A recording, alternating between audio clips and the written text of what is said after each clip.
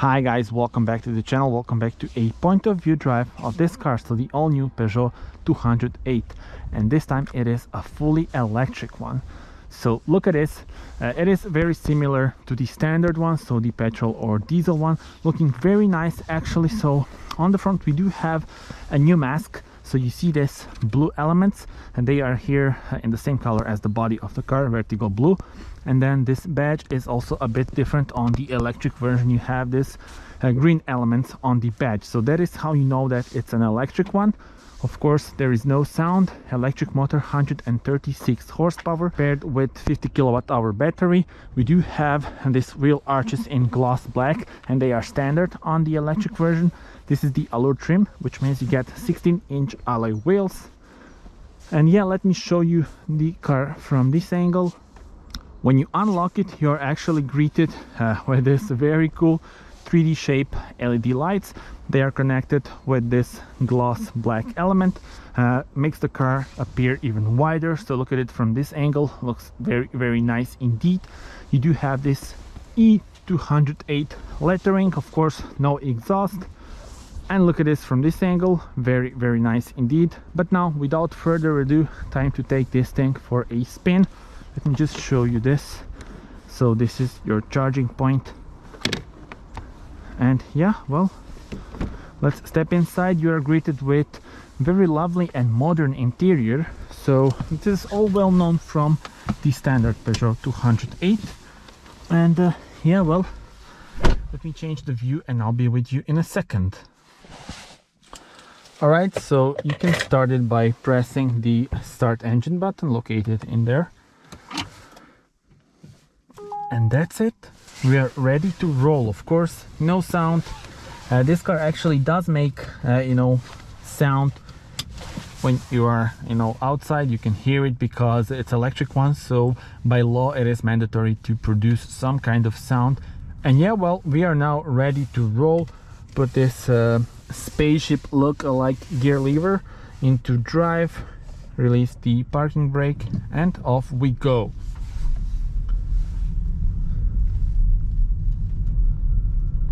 So moving in silence, beautiful.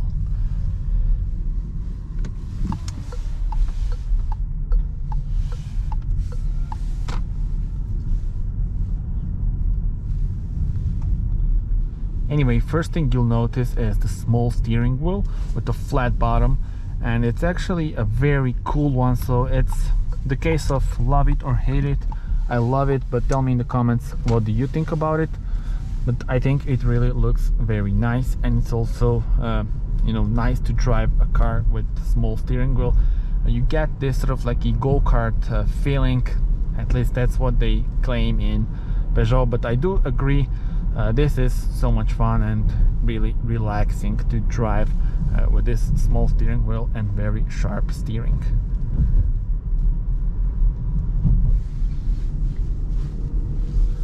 And then in front of us we also have the digital cockpit. This is the 3D shaped one. We have a very cool animation in front of us, which you can see. There are also a bunch of different views available. So for example, we had navigation. Now let's put the driving info in front of us. Not sure how much you can see. I will show that to you when we will be on a traffic light.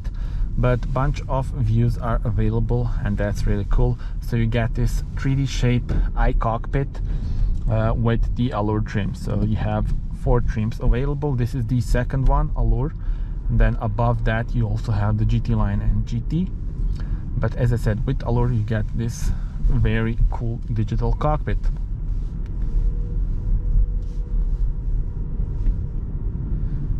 Can also watch the energy flow, and here is where you see that you are in the electric version and not the standard one, because the layout is pretty much the same, but there are some features that are here which aren't available on the standard model.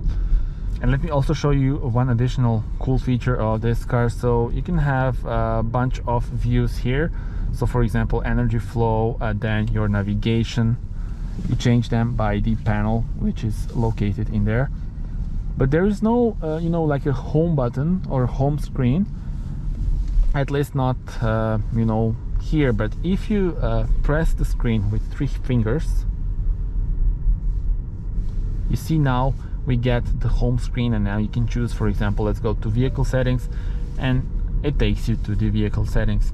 So that's kind of cool, but I didn't know that actually when I was driving the electric version of the 2008, but then I've read it online, and yeah, this is the way to go to the home screen. So cool. Let's put the navigation on.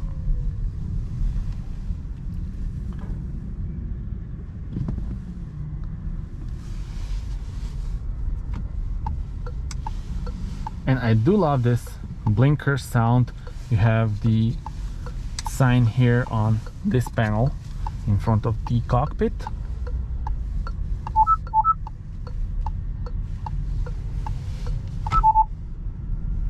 And you've just heard the warning for the cameras. Now, I do find this a bit annoying because we have a bunch of cameras here in Zagreb, and most of them aren't here for the speed or stuff like that. They're here just to control the traffic and illegally parked cars. So yeah, not sure that this is a way to go. I'm sure somewhere you are able to make this sound go away, but I didn't find it yet. Okay, and now we are at the traffic light, and let me show you this very, very cool 3D shape of the buildings on the navigation. You see that we have the National Theatre over there, and yeah, this all looks very nice, especially when you are driving. This layout in front of us is just amazing. And then moving on to this screen, so this is the optional screen actually with the navigation. You can pay extra on the Allure trim to have it.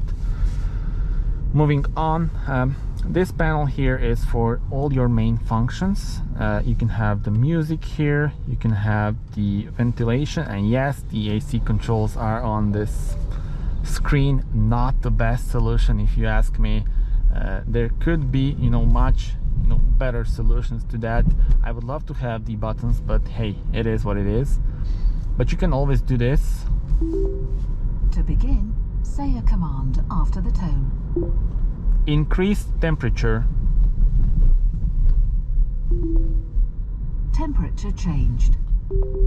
You see, so that's the way to go, but I still think that it could be much easier to just have them on buttons. You do have a button for your volume, and then also some buttons here for the AC. So you can have the maximum blow here.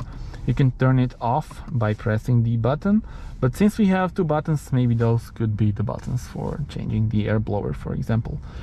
But okay, hazard lights and lock unlock button are here. You can also have a big storage space here, as well as the charger for your phone. So this all looks very nice.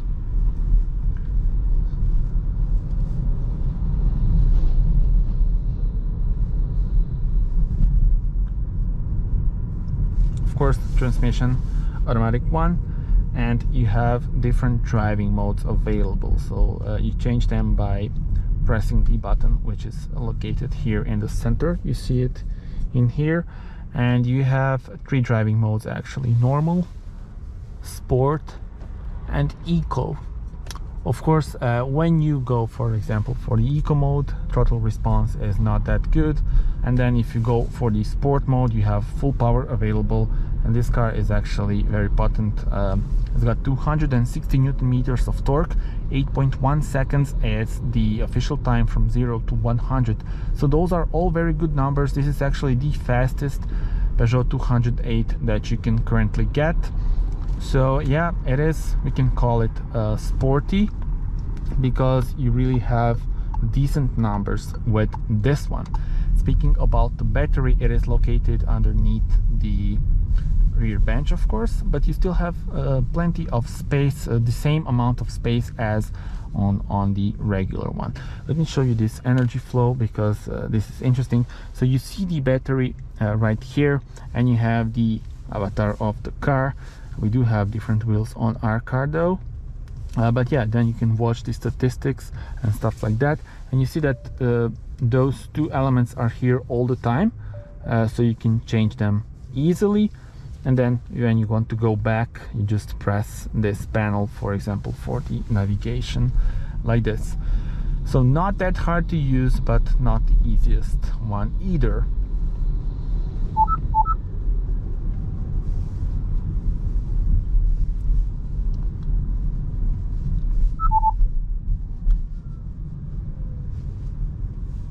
So tell me in the comments, how do you guys like this interior, this very futuristic and modern interior, specific to the new Peugeot models. You also have two USB ports. So this is the USB-C and then this is the USB-A, but they are not illuminated. So small minus from me, because I would love to see those illuminated. And then here are your lights. Turn them on or off. Now we'll actually go to the highway so that you can see how this car performs on the highway, how is the noise cancellation and yeah, wind noise and all of that. Even though I think this car will mostly be used you know, in the city. Speaking about the usage in the city, you can actually have a range up to 340 kilometers, and that is by the WLTP standard. So that's like the maximum range that you could get from this car. In reality, it will be around 300 kilometers, which is, I think, really okay. So yeah, I think decent amount of range for an average buyer and average driver in Europe. So tell me in the comments, you know, what do you think about that range? And it can be charged on the fast chargers up to 100 kilowatts, and then in theory you could charge it, you know, we could charge 80% in just half an hour. So I think that's a good result. But really, with 260 Newton meters of torque, you have instant torque available, and it is enjoyable, really. I will tell you that. Let me also mention that for battery, Peugeot gives you 8-year warranty, so no worries whatsoever when we talk about the battery itself.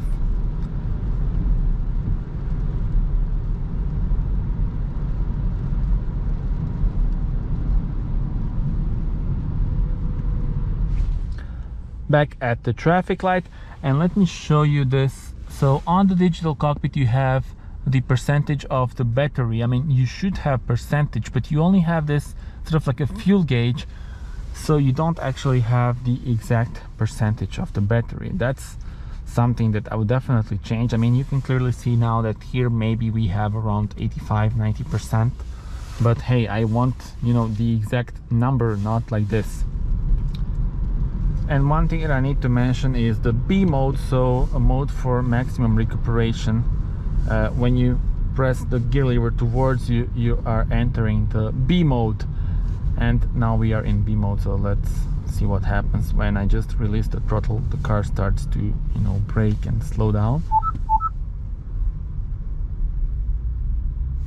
So maximum recuperation, and you can also, you know, save your brakes this way.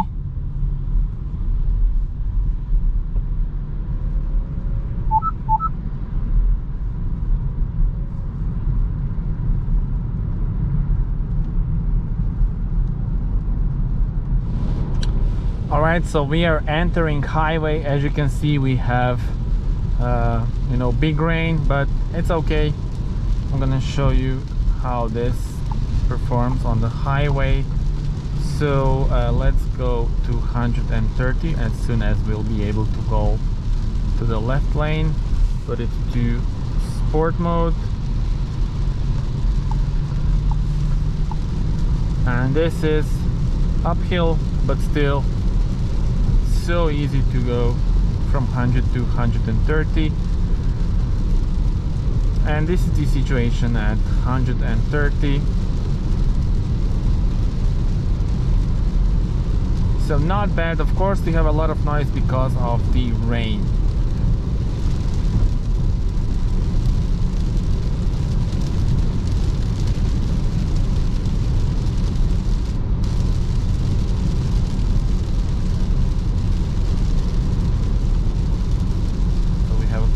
speed limit 100 kilometers per hour, and this is really good.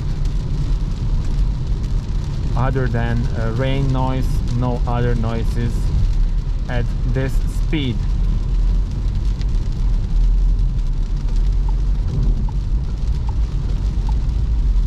And this car also has the lane assist, and let's check it out actually. So we'll check this.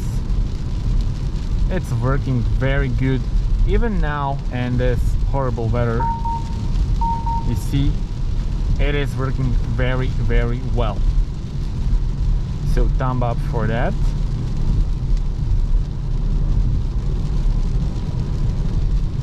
And let's go back to 130.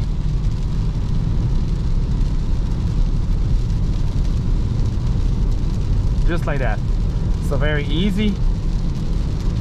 And yeah, at 130 it's really okay in terms of you know, the noise.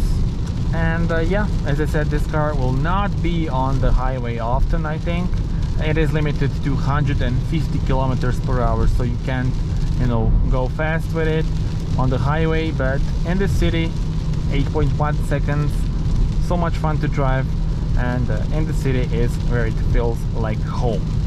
So thank you very much for watching, guys. Do subscribe to the channel in order to see more car reviews and car related videos. There will be a night point of view drive of this car, as well as the in-depth review, which is probably already on the channel, so go check it out. Tell me in the comments, how do you like this car? Subscribe. Thank you for watching, and see you on the next one. Bye bye.